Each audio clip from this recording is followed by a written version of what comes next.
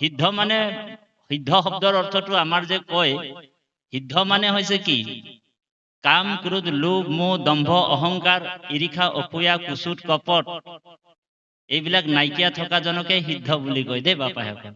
আমাৰ যে সিদ্ধ বুলি কয় যে আমাৰ সিদ্ধমুঠি হলে মানে আমাৰ সদায় আমিতো সিদ্ধমুঠি খাইছো, তাত জ্বলা খাইছো, টেঙা খাইছো, নিমখ খাইছো, চবতো বিকাৰ থকা বস্তু হয়নে বাৰু? সেইটো সিদ্ধ নহল। সিদ্ধ মানে তাত টেঙা জ্বলা নিমখ একো থাকিব নালাগিব দেই, মই কথাটোহে কৈছো। সেইবুলি আৰু তাঁতী বাপে ক'লে বুলি আৰু আপোনালোক সিদ্ধটো আৰু এনেকুৱাই নবনাব। আপোনালোকৰ নিজৰ নিজৰ ৰুচি অনুৰূপে আপোনালোক খাব, আমি মানা কৰা নাই। কিন্তু বৈকুণ্ঠৰ ভাগৱতৰ অনুষ্ঠানত প্ৰায় চাব 7 দিনীয়া ভাগৱতত প্ৰায় একেবাৰে নিমখ চিমখ নথকা এটা সিদ্ধ একেবাৰে সিদ্ধকে বনায়, মানে চাউল দালি থাকে, আকৌ মচুৰ দালিও নিদিয়ে, কাৰণ মচুৰ দালিটো আকৌ বৈষ্ণৱৰ আহাৰ নহয়। 4টা বস্তু বৈষ্ণৱজনে খাব নালাগে, এইটো শাস্ত্ৰই কৈছে। বহুত পুৰাণৰ কথা আমি অৱহেলা কৰো, কিন্তু এইটো অৱহেলা কৰিব নালাগে। 4টা বস্তু কি কি বৈষ্ণৱজনে নাখায়, যি শুদ্ধ বৈষ্ণৱ দেই, যি সাধনত থাকে, 4টা বস্তু নাখায়। এক হৈছে মচুৰ দালি, 2 নম্বৰ হৈছে ছত্ৰক মানে হৈছে মাছৰুম, এটোক হিন্দীত কুকুৰমুত্তা বুলিও কয়। ছত্ৰ মানে ছাতি নিচিনা থাকে, এইটো সংস্কৃতত ছত্ৰক বুলি কয়। এইটো মাছৰুম বুলি কয় যে আমি যে খাই আছো যে ধুনীয়াকে, কাঠফুলা, সেইটো বৈষ্ণৱৰ আহাৰ নহয়, এইটো বেদে মানা কৰি থৈছে। মচুৰ দাল, ছত্ৰক আৰু নহৰু আৰু পিঁয়াজ, এই 4টা বস্তু তামসিক আহাৰৰ কাৰণে ভকতে নাখায়। অকল এইটোৱে তামসিক আহাৰ নহয়, বহুত আছে আৰু মাছ মাংস ইত্যাদি ইত্যাদি। বহুতে আকৌ এতিয়া শাওণ মাহত বোলে মাছ মাংস নাখাওঁ আৰু ভাদৰ মাহত খাম, আৰু শিৱ ভকতসকলে কৈছে যে শাওণ মাহত আমি মানে মাছ মাংস নাখাওঁ, ভাদৰ মাহত মাছ মাংস খাম। আৰু কৃষ্ণ ভকতসকলে কৈছে যে নাই নাই, বোলে আমি ভাদৰ মাহত নাখাওঁ, কিন্তু শাওণ মাহত হৰি ওৰাম খাই থাকো, নহয় জানো? কিন্তু আচলতে মাছ মাংস খাই ঈশ্বৰক ভজাজন বা ভক্তি কৰাজন, কোনো দেৱতাই মাছ মাংস খোৱা ভকতৰ পৰা সেৱা গ্ৰহণ নকৰে মানে। আৰু ললেও বহুত কষ্টৰে বহুত দুখ পাই কিনি লয়, আৰু ভগৱানে উপায়তো নাই। বহুতে আকৌ ৰাতি বোলে মাছে মাংসই, বহুত মানুহে এনেকুৱাও আছে অকমান ইবিদেও খাই দিয়ে, হয়নে বাৰু? মাছ মাংস ইবিদেও খাই দিয়ে, খাই নে বাৰু? আৰু ৰাতি পুৰা খাই কিনি ৰাতিপুৱা আকৌ গা পা ধুই ভগৱন্তৰ ওচৰত প্ৰাৰ্থনা এটা জনাই। কি প্ৰাৰ্থনাটো? মই দুৰাচাৰ কেৱলে তোমাৰ অপৰাধী নাৰায়ণ, ক্ষমিও কহৰি লয়ো দাস কৰি, পখিলো হেৰা শৰণ। ভগৱানও ভাবিছে যে কি রকম ভকত রে, বোলে ই বোলে ডেলি সদায় বোলে মাছ মাংস মদ পানী খাই লয় ৰাতি, আৰু সকাল হলে গা পা ধুই কৰে বোলে ৰাতিপুৱা। মই অকমান আদিবাসী ভাষাটো কম, বেয়া পাব নেকি আপুনি? বোলে সকাল হলে গা পা ধুই কৰে বোলে, ৰাতিপুৱা বোলে মই দুৰাচাৰ কেৱলে তোমাৰ অপৰাধী নাৰায়ণ বুলি কয়। বোলে সদায় বোলে মাছ মাংস আৰু খাই, আৰু বোলে ৰাতিপুৱা গা পা ধুই কিনি বোলে মই দুৰাচাৰ গাই থাকে। তো ভগৱানে চাইছে যে উপায়তো নাই, বোলে এটা কথাতে মই বোলে অকমান মোক দুখ লাগি থাকে বুলি কৈছে ভগৱান। কোনটো কথাত জানেন? মই দুৰাচাৰ কেৱলে তোমাৰ অপৰাধী নাৰায়ণ, এই যে যেতিয়া নেকি কেৱলে তোমাৰ বুলি কৈ দিয়ে, তেতিয়া মোক অকমান দুখ লাগে অকমান। বোলে কিয়? বোলে যেতিয়া মোক কেৱলে তোমাৰ বুলি কৈ দিয়ে তেতিয়া মোক অকমান আপোন আপোন লাগি যায় বুলি হ'ব পাৰি। তেতিয়া আৰু মই ভাবিছো যে এদিন নহলে এদিন তেওঁ মাছ মাংসটো এৰিব নিশ্চয়। সেইকাৰণে মই তেওঁক আৰু দুখবিলাক মানে মাৰ্জনা কৰি থাকো। গতিকে বাপাইসকল আমি পাঠৰ মাজত সোমাই যাওঁ। 5200 বছৰৰ পূৰ্বে বৈকুণ্ঠৰ কলিযুগত শুকগুৰুৱে কৃপা কৰি সাংসাৰিক সকলৰ কাৰণে মহাভাগৱত ভাগ পৃথিৱীলৈ আহিছে। সেইকাৰণে প্ৰথম স্কন্ধ ভাগৱততে কৈছে, অপূৰ্বতে নজানে কেব পৃথিৱীত শুকদেৱ, কলি যুগে কৰিলা প্ৰচাৰ, বিচাৰি নিশ্চয় কৰি পিয়ায়াক কৰ্ণ ভৰি, মহা মহা ভাগ্য আছে যাৰ। বোলে যাৰ নেকি মহা মহা ভাগ্য আছে সেইসকলেহে মহাভাগৱতৰ কথা শ্ৰৱণ কৰিবলৈ সুবিধা পাব বুলি কৈছে কৃষ্ণ। গতিকে আপোনালোক এতিয়া আমাৰ ইয়াৰ যিমান ভকতসকল আছে বা সকলো মহাভাগ্যৱান। সেইকাৰণে অকল ভাগ্য থাকিলে বোলে 10 লাখ টকাৰ লটাৰী লাগি যাব পাৰে, ভাগ্য আছিল পাই গ'ল। বোলে কাৰোবাৰ ভাগ্য আছিল ভাল চাকৰি এটা হৈ গ'ল, হয়নে বাৰু? বোলে ভাগ্য আছিল বোলে 2 মহল বিল্ডিং এটা হৈ গ'ল। কিন্তু মহাভাগ্য কাৰ হক? বোলে মহাভাগ্যৱান কোনসকল?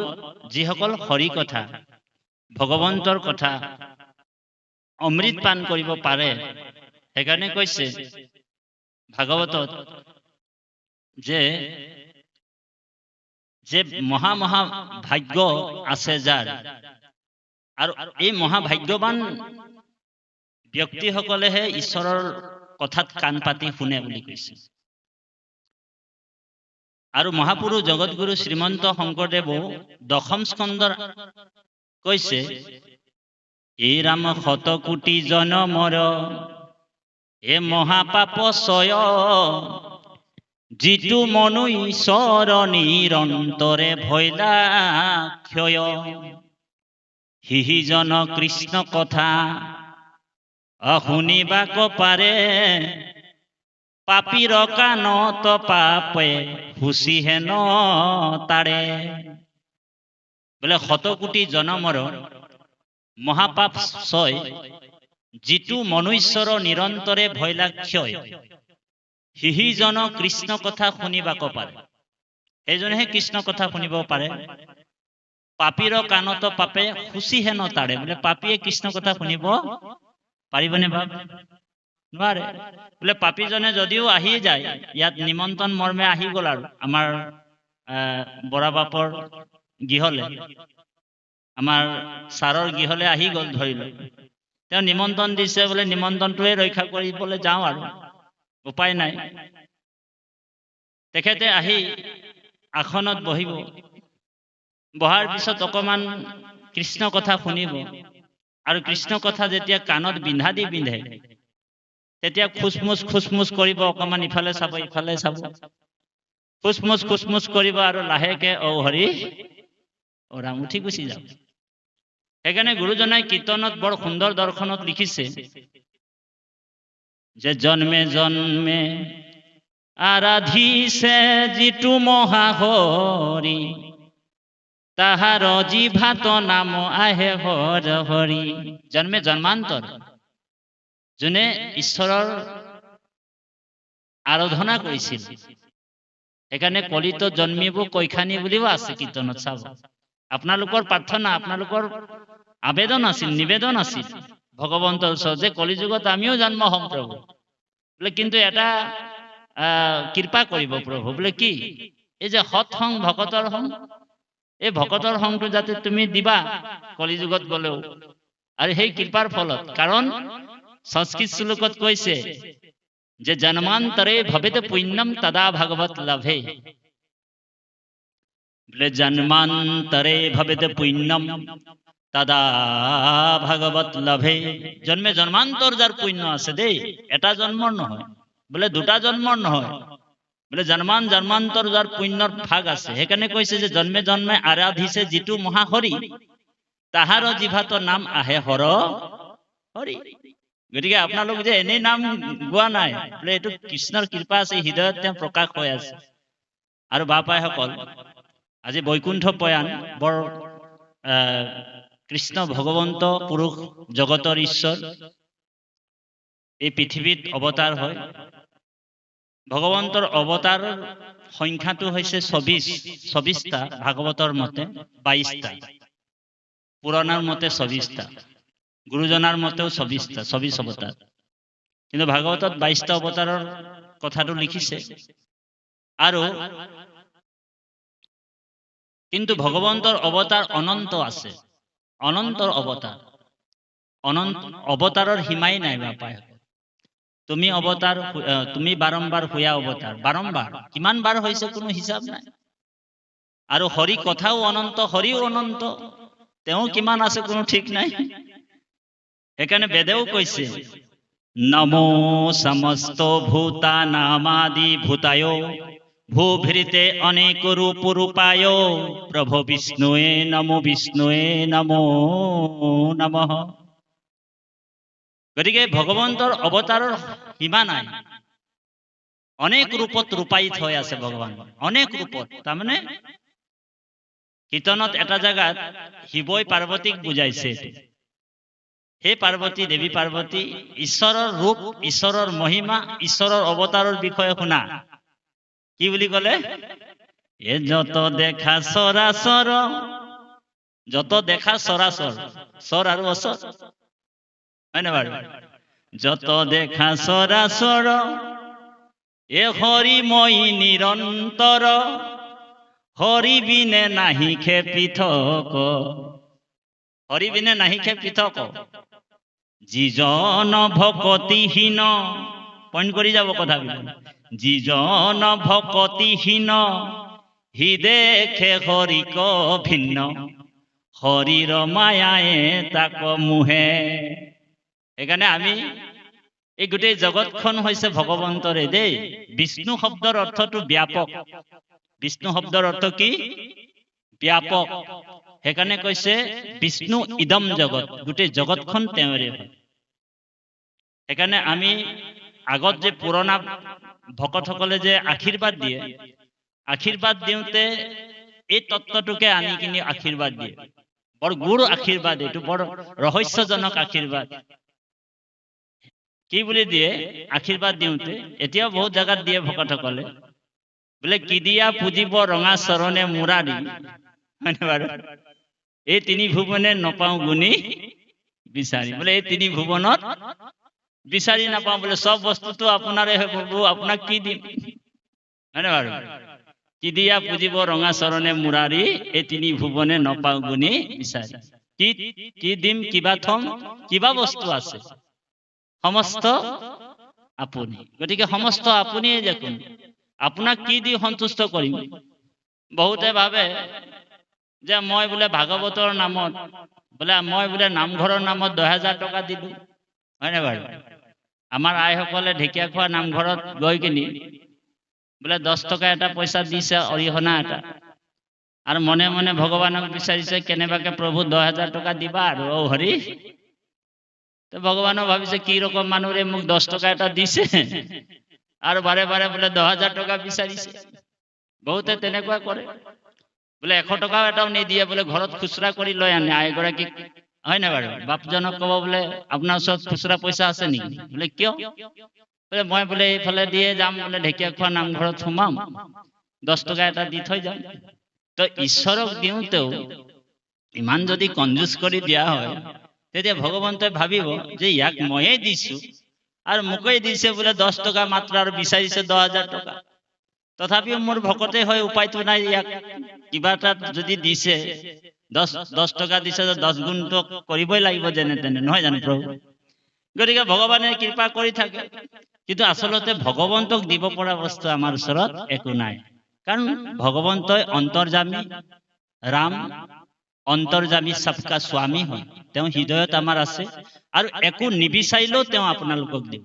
প্ৰাৰব্ধৰ ফলত আপোনালোক আমি পাম। ভগৱানক আপুনি চিন্তা কৰক নকৰক, যিটো আপোনাৰ পাব আছে সেইটো আপুনি পাবই। তাৰ এটা উদাহৰণ আমি দি থৈ যাম, তাৰপিছত পাঠত আগবাঢ়িম। যেনেকে শিশুপাল এজন নাস্তিক মানুহ আছিলে, কোনোদিন ঈশ্বৰক ভাল নাপায়, হয় নে বাৰু? শিশুপাল নাস্তিক, 10,000 দাসী আছিল শিশুপালৰ দেই। ভগৱানক সদায় গালি পাৰে, বোলে এনেকুৱা গালি পাৰে। শিশুপালে এটা মালা পিন্ধি থৈছিলে কঁকালত দেই, তাত মানে 100টা মণিৰে গঠা এটা মালা শিশুপাল পিন্ধি থৈছিল। আৰু সদায় শিশুপালে ভগৱন্তক ৰাতিপুৱা শুই উঠি প্ৰথমে 99টা গালি দিয়ে। 99টা, এটা দুটা নহয়, বোলে 99 গালি পাৰে কৃষ্ণক। তাৰ পিছতে ব্ৰেকফাষ্ট কৰে আৰু দেই, ও হৰি ৰাম। তাৰ আগত ব্ৰেকফাষ্ট নকৰে, প্ৰথমে গালি দি দেব, তাৰপিছত ব্ৰেকফাষ্ট কৰে। এদিন পাহৰিও গৈছিল, সেইকাৰণে মানে শিশুপালক ভগৱন্ত বৈকুণ্ঠত পঠিয়াই দিলে। কাৰণ বৈৰীভাৱে চিন্তা কৰা জনকো ঈশ্বৰে কৃপা কৰে। কাৰণ ঈশ্বৰৰ কাৰণে আপুনি মই সকলো সমানে, সমস্ত জীৱৰে তেওঁ আত্মাস্বৰূপ। ভগৱন্ত কৃষ্ণই গীতাত কৈছে, সমস্ত প্ৰাণীৰ মই আত্মা অন্তৰ্যামী, শুভাশুভ ফলদাতা সাক্ষী ৰূপে স্বামী। মই সাক্ষী ৰূপে সকলোৰ হৃদয়ত বহি আছো। গতিকে ভকতে সদায় নিৰন্তৰে মোৰ গুণানুকীৰ্তন কৰে, শ্ৰৱণ কীৰ্তন কৰে আৰু সৎসং সাধু সংগৰ যোগেদি মোক উপলব্ধি কৰিব পাৰে দেই বাপা। ভগৱন্তক আপুনি মই দৰ্শন নাপাম এই কলিযুগত, ডাইৰেক্ট দৰ্শন নাপাম দেই। কাৰণ ভগৱন্তে এতিয়া যদি শংখ চক্ৰ গদা পদ্ম লৈ গুচি আহে, তো বহুত সমস্যা আছে মানুহবিলাকক। কিমান জনৰ সমস্যা বোলে দূৰ কৰিব ভগৱানে। ভগৱানে উদ্ধৱক কৈছিল, উদ্ধৱক প্ৰশ্ন কৰিছিল যে প্ৰভু আপুনি কলিযুগত কি ৰূপত থাকিব? ভগৱানক কৈছে উদ্ধৱে, তদো বিয়োগনে তে ভক্তা কথম স্থাসন্তে ভূতলে। তদো বিয়োগনে তে ভক্তা কথম স্থাসন্তে ভূতলে। তোমাৰ বিয়োগত তোমাৰ ভকতে তোমাক ক'ত লগ পাব, ক'ত দৰ্শন পাব? উদ্ধৱে প্ৰশ্ন কৰিছিল। আমাৰ ইয়াতে নাই বাৰু, সংস্কৃত শ্লোকত আছে পদ্ম পুৰাণ। ভগৱানে ক'লে ঠিক আছে উদ্ধৱ, বোলে এই কলিযুগত মোক তুমি দৰ্শন পাবা, সদায় লগ পাবা। বোলে ক'ত পাম প্ৰভু? বোলে এটা কাম কৰিম, মোৰ সমস্ত বলবীৰ্য সমস্ত বৈভৱ মই তিৰোহিত হয় মই ভাগৱত সমুদ্ৰত সোমাই যাম দেই বাবা। কৃষ্ণ, আমি যে আগত বহি আছো, হয় নে বাৰু? বোলে ভাগৱত কিতাপ নহয় দেই, বহুতে কিতাপ বুলি ভাবি থৈছে, বহুতে আকৌ শাস্ত্ৰ বুলি কৈছে, হয় নে বাৰু? বহুতে আকৌ গ্ৰন্থ বুলি ভাবে, আৰু সেইটোও সঁচা, সেইটোও মিছা নহয়। বোলে গ্ৰন্থ কিতাপ শাস্ত্ৰ বুলি ভাবিব পাৰে, নিজৰ নিজৰ ভাৱনাত ভাবিব পাৰে। কিন্তু ভাগৱত কি হয়? বোলে ইদম ভাগৱতম নামম পুৰাণম ব্ৰহ্ম সমন্বিতম। কি বুলি ক'লে? ইদম ভাগৱতম নামম পুৰাণম ব্ৰহ্ম সমন্বিতম। সাক্ষাৎ ব্ৰহ্মৰ স্বৰূপ বুলি কৈছে। ভাগৱত মানেই হৈছে ভগৱান কৃষ্ণ। সেইকাৰণে উদ্ধৱক কৈছে, হে উদ্ধৱ, বোলে মই বৈকুণ্ঠলৈ যাম, যোৱাটো এটা বোলে মোৰতো অনেক শৰীৰ আছে, মইতো অনেক ৰূপত ৰূপাই থৈ যাওঁ, কিন্তু এটা ৰূপ মোৰ ইয়াতে থাকিব, বোলে পৃথিৱীতে থাকিব। বোলে কোনটো ৰূপ? বাগ্ময় ৰূপ, শব্দ ব্ৰহ্ম স্বৰূপে মই এই পৃথিৱীতে থাকিম। অক্ষৰ ব্ৰহ্ম, অক্ষৰ মানে অবিনাশী, অক্ষৰ ব্ৰহ্ম স্বৰূপে মই এই ধৰাত ধামতে মই সদায় প্ৰবিষ্টয়ম হৈ থাকিম বুলি কৈছে। সেইকাৰণে কৈছে তিৰুধায়ে প্ৰবিষ্টয়ম শ্ৰীমদ ভাগৱতাৰ নভম। আৰ নভম মানে হৈছে সমুদ্ৰ, ভাগৱত সমুদ্ৰত মই গুচি যাম। বোলে তেমনয় বাগ্ময় মূৰ্তি প্ৰত্যক্ষ বৰ্ততে হৰে সেৱনাথ সৰ্বনাথ পাঠো দৰ্শনে পাপো নাশিনে। সেইকাৰণে ভাগৱততে উদ্ধৱক কৈছিল যে মই ভাগৱততে থাকিম। গতিকে ভাগৱতক কোনোবা যদি দৰ্শন কৰে, প্ৰথম এক দৰ্শন কৰাৰ লগে লগে দেই বাপা, ইয়াত আহি কোনোবা যদি দৰ্শন কৰিছে বোলে, ইমানে মাত্ৰ অকমান চাই দিলে আৰু গুচি গ'ল, তেওঁ নাজানে বোলে মোৰ কিমান কোটি জন্মৰ পাপ নাইকিয়া হৈ গ'ল, কোনো হিচাপ নাই বুলি কৈছে। দৰ্শন, সেইকাৰণে কৈছে দৰ্শন, সেৱা, শ্ৰৱণ আৰু কীৰ্তন, এই চাৰিটা মাধ্যমেদি ঈশ্বৰক আপুনি মই সদায় লগ পাই আছো। আজি আমাৰ ঢেকীয়াখোৱা নামঘৰত গুৰু আসনৰ হয়নে বাৰু, তাত গুণমালা পুথিভাগ আছে। এই গুণমালা পুথি দশম স্কন্ধৰ আৰু একাদশ স্কন্ধৰ মুঠ 19টা অধ্যায় একেবাৰে সংক্ষিপ্ত কৰি গুৰুজনে একেবাৰে সংক্ষিপ্ত কৰি গুণমালা পুথিভাগ লিখি উলিয়াইছিল। আৰু কোচ ৰজা নৰনাৰায়ণৰ আগত লিখাৰ পিছত তেখেতে এটা বাঁহৰ চুঙাত এই অক্ষৰ অবিনাশী শব্দবিলাকক সোমাই তাৰ ওপৰত এটা বেটুপাত আঁকি, বেটুপাতটোত আকৌ হাতী এটা বনাইছিলে দেই, ভৰাই নৰনাৰায়ণ ৰজাক দি দিলে। আৰু নৰনাৰায়ণ ৰজাই যেতিয়া দেখিলে, প্ৰথমে বেটুপাতটো খুলি চালে যে হাতী এটা দেখা পালে। ৰজাই আচৰিত হৈ গ'ল, এইটো কি বস্তু। তাৰ পিছত যেতিয়া এপাত এপাত তেওঁ অধ্যয়ন কৰিছে, পঢ়ি গৈ আছিলে, গুণমালা পুথিৰ যি তত্ত্বগধুৰ কথা আমি কৈছো অকমান, তেতিয়া দেখা পালে যে এইটো গোটেই মহাভাগৱত বিৰাট কলেবৰটো একেবাৰে সংক্ষিপ্ত কৰি বাঁহৰ চুঙাতে ভৰাই লৈ আহিলে। আৰু সেইদিনাখনৰ পৰা সেই কথাটো কৈছে নে, ভুৰুকাত হাতী ভৰ। তেতিয়া গম পাই গ'ল যে এইজন কোনো সাধাৰণ মানুহ নহয়। এইজন কোন বোলে, এইজনেই হৈছে সেইজন। বোলে কোন? বোলে ত্ৰিভুৱন বন্দন দৈৱকী নন্দন জু হৰি মাৰল কংখ জগজন তাৰণ দেৱ নাৰায়ণ শংকৰ তাকিৰিয়ন। গতিকে বাহিৰে ভিতৰে উচ্চ কণ্ঠেৰে আজি আপোনালোক আমি গুৰুজনাৰ কৃপাতে আজি ইয়াত বহি আছো। গুৰু আমাক কৃপা কৰিছে, ভাষা সাংস্কৃতিক এই শাস্ত্ৰ সংস্কৃত শ্লোকৰ পৰা আজি ভাগৱত ভাগ 18,000 সংস্কৃত শ্লোক, হয়নে বাৰু? 335টা অধ্যায় আছিল, মূল যি ভাগ আছে দেই, 18,000 সংস্কৃত শ্লোক, 335টা অধ্যায়, 3,96,000 ইয়াৰ শব্দ, 10টা লক্ষণ ভাগৱত। কিন্তু আমাৰ গুৰুজনাই এই মহাভাগৱত ভাগ কেৱল মাত্ৰ 14,009টা ততোধিক শ্লোকক পদবন্ধ কৰিছে। আৰু এই যে যিটো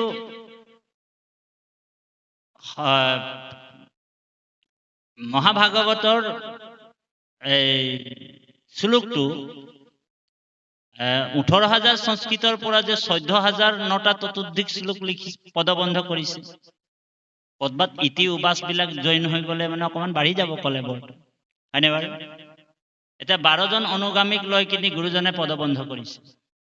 আৰু কদবাত ভাগৱতত লিখা আছে, কি বুলি কৈছে যে পদ মই দীঘলীয়াকৈ নিলিখিলো বাহুল্যৰ দৰে। বাহুল্যৰ দৰে মানে গুৰুজনে কদবাত ছুটিকেও লিখিছে দেই বাবা। আমাৰ 500 মানে যিটো শ্লোক সংখ্যাটো, এই শব্দ সংখ্যাটো বাপে কিমান কৈছিলে? 5,96,000, 3 লাখ নহয় 5 লাখ। আমি কদবাত ব্যাখ্যাটো কৈছো বাৰু, 5 লাখ অকমান পাহৰিছিলো। গতিকে এই যে যিটো পদবন্ধে কৈছিলে যে বামন পুৰাণ দিলো মিহলাই, কদবাত বামন পুৰাণ মিহলাই দিছো বুলি কলে। কদবাত কৈছে যে মই অকমান পদ্ম পুৰাণৰ অকমান মিহলাই দিছো। কিহৰ কাৰণে কৈছে? তাৰমানে কৃষ্ণ ভক্তি মাহাত্ম্যটো প্ৰকাশৰ কাৰণে, বেছিকৈ ভগৱন্তৰ ভক্তিৰ মাহাত্ম্য প্ৰকাশৰ কাৰণে তেওঁ কলেবৰটো সৰু হওক, আৰু যি গুৰু ৰহস্য গুৰু তত্ত্ববিলাক বুজি পোৱাৰ কাৰণে ভাগৱত ভাগ তেখেতে খুব কম কৈ অতি সাৱলীল ভাষাৰে, হয়নে বাৰু, সমস্তজনে ভাগৱতৰ পদ বুজি পোৱাকৈ স্ত্ৰী শূদ্ৰ অন্তজাতি এই ভৱসংসাৰ উদ্ধাৰ যি প্ৰচেষ্টা আমাৰ গুৰুসকলে আমাক কৰি থৈ গৈছে,